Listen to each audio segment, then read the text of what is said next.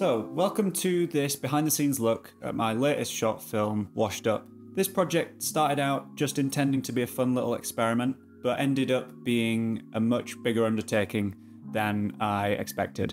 So at the end of 2022, I had just finished a music video for Frankie Statham's single, That's Life, which was a really fun, quick little project that I managed to do in just a month. I'd also just attended the Manchester Animation Festival. I was really inspired by a lot of films that were trying to emulate a stop motion look but in CG, which was something that I haven't ever tried before, but I really enjoy making stuff look physically accurate. So that was something that I expected I'd really enjoy having a go at. So we came up with a couple ideas involving like a simple character that didn't need too much complex animation behind it, something that could be made out of plasticine and look like physically accurate. I did quickly start overcomplicating the idea and making it this bigger thing, but at the end of the day I stripped it right back to just this simple, very, very basic idea. Fish gets washed up and there's seagulls there to eat in. Like, that's it. It's just a fun bit of nonsense to play with this idea and make something that's just a bit entertaining and just fun.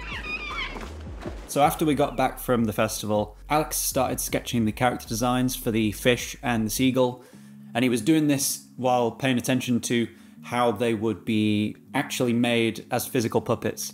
How could they be made and how could they be manipulated and moved? Making sure that we're keeping within those restrictions and the CG version of it doesn't feel too CG.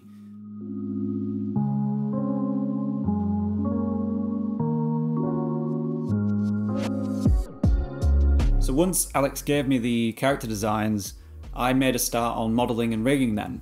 Now, we intentionally made them quite simple. These were the first CG characters that I've rigged on my own, and I only really attempted that because they were made to be sort of simple. And this was massively helped by the fact that in the character designs, Alex had made note of where the armatures would have been if they were physical puppets. So I kind of just based it all on that in terms of the rigging. I managed to keep the character designs fairly faithful when I translated them to CG. I barely had to change any details. They just sort of worked very nicely in that stylized 3D environment, which was a really fun change for me. I rarely make stuff that's a bit sort of more stylized like that. It gives you totally different challenges, but also is somewhat more forgiving in other areas. It ended up being really satisfying trying to recreate those effects of the felt for the seagulls and then the like plasticine of the fish. This was the bit that I was sort of looking forward to the most, to try and create that illusion that they were physical puppets. I kind of had this mini personal goal of if I could trick someone into thinking that that was actually a puppet, then that would do it for me.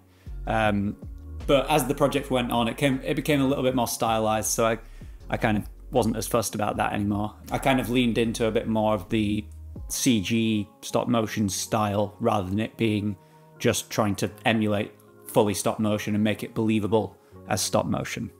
I managed to use drivers in Blender to make the randomization of the fur be adjusted by if that bone was moved per frame. So this meant that if I was actually animating that bone, it would move the fur as well, which just sells that kind of stop motion effect, like someone had to actually touch that and disturb the fur. And this worked the same with the plasticine on the fish. I could just randomize the texture coordinates of my fingerprint texture, which helped create that illusion that he'd been moved and manipulated between frames, which was something that I was really, really proud of, and I was expecting to have to do that manually when I started, but I managed to figure out using drivers to do that automatically. It was just another thing that I didn't have to worry about while animating. I could just focus on characters and the actual animation itself. So Alex was busy with other work at the time, and because the film only happens in real time in one location, chronologically, I kind of just got started with blocking out the animation all the way through, and then I could pick and choose camera angles as I went throughout the project in the same like blend file, which was a very new approach for me and something I've never really tried. I think I do still prefer having storyboards specifically placed cameras before I start animating, because it did cause some issues in terms of where I could not have to animate certain characters if they're not in shot at that moment. So that was an interesting, different approach that I've not really tried before. and I probably won't do again.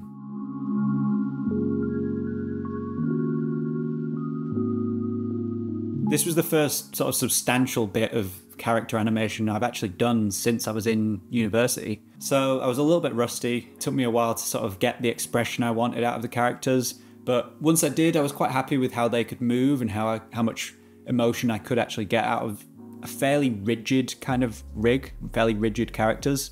So I started animating in January of 2023, and by April, I was still only 2/3 of the way through, which was longer than I wanted to take on this project. Obviously, it goes without saying that animation takes a long time, but I still hoped that maybe it wouldn't take quite as long as it actually did. I find that that is usually kind of the stage where I struggle for motivation, especially when I've got so many other big projects on the go or ideas for other projects I want to do in the future. It really slows my momentum down. I struggle with balancing the inspiration for what I want to do next with finishing what I'm currently on with. So I started going into a bit of a crunch mode. I wasn't rushing, but I was just being a bit more strict with myself to try and make sure that I was getting it done in a timely manner. In terms of the animation though, a lot of it wasn't terribly complicated. There's a lot in there where it's just seagulls running and jumping and flapping. So there's a lot in there that I could kind of reuse and then just make adjustments to make it not look the exact same. The fish was a bit trickier because he only has the eyelids to work with and then a sort of donut mouth. I was using a lot of blend shapes to morph between different sculpted mouth shapes that got me most of the expression that I needed.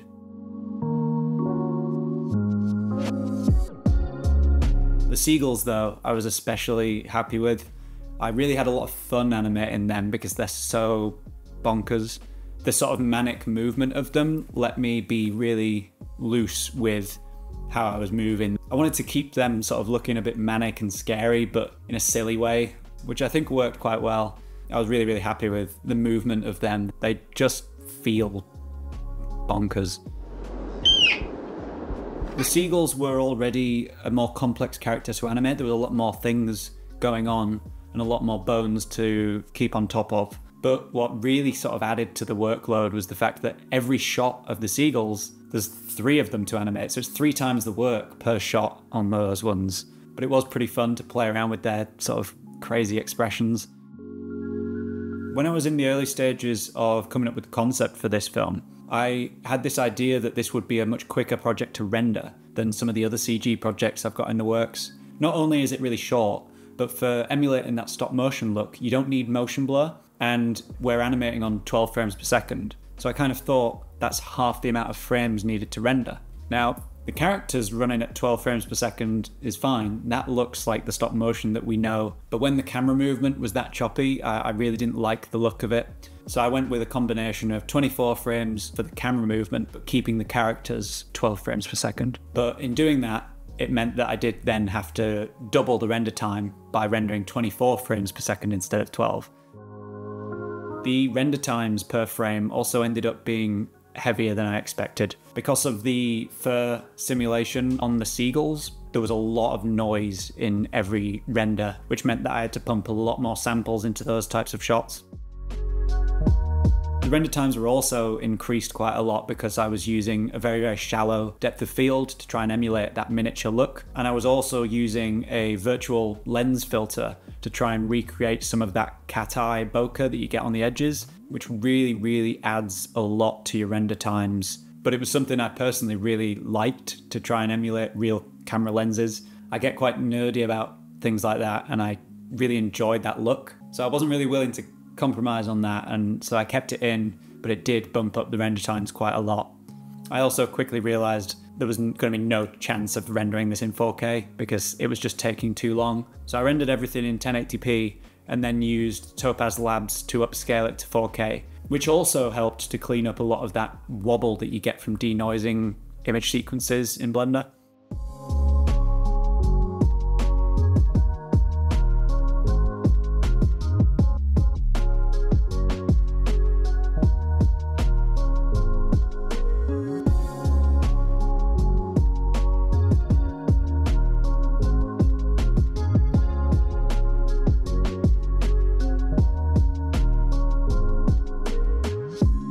So then the sound design on this film was mostly just Foley sounds. Most of it was fairly simple. There wasn't any originally created sounds needed. It was all things that were real.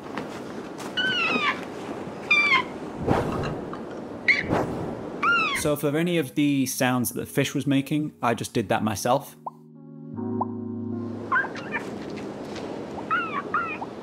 All of the seagull sounds were done by Alex.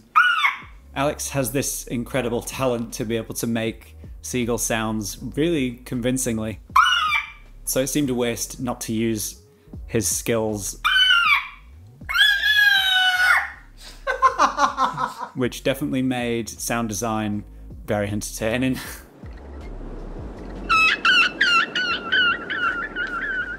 And a lot of the other sounds are just Foley sounds. So impacts with the sand and the wings flapping and the waves crashing on the beach, stuff like that. All fairly straightforward to go through and build that soundscape up. The main kind of feature of the sound design was definitely those seagull sounds.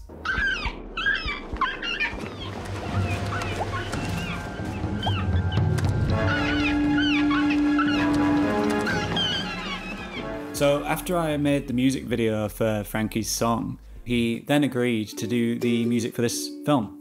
This started out a bit more light-hearted with that ukulele in the intro. But then it turns a bit more horror-inspired.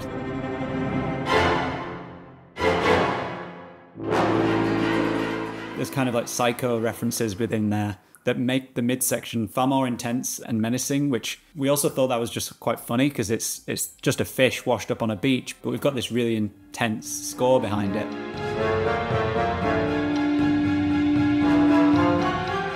Frankie and Harry did a really, really good job with this, and it really does a lot for the film. Because there's no dialogue, it does a lot more heavy lifting than it otherwise would, which definitely helps us ramp up some of the comedy in there, but also the drama and the intensity within that. So then with that complete, I could do a final mix, a little bit of a colour grade over everything, and then I was finally done. So yeah, this was a really fun project. It was supposed to be just a little fun experiment and ballooned into a bigger film than I planned for it to be, but that seems to always be the case with all of my films. I finished it in June, so it was 6-7 months of production for this, which I was pretty proud of in the end, and it was a bit of a nice experiment for a different style that was something that I'd not done before. I'm really excited for it now to be online for you all to see. So yeah, thanks for watching the film. Thanks for watching this behind the scenes look. I hope it was interesting. If you enjoyed the film, the main thing I'd ask is that you share it. That's the most helpful thing you can do for the film. Get more eyes on it, get it seen, and hopefully others enjoy it too. I've got quite a few other films that are currently in the works, so stay tuned to this channel for more films to come. So thanks for watching. I really, really appreciate it. And I'll see you on the next one.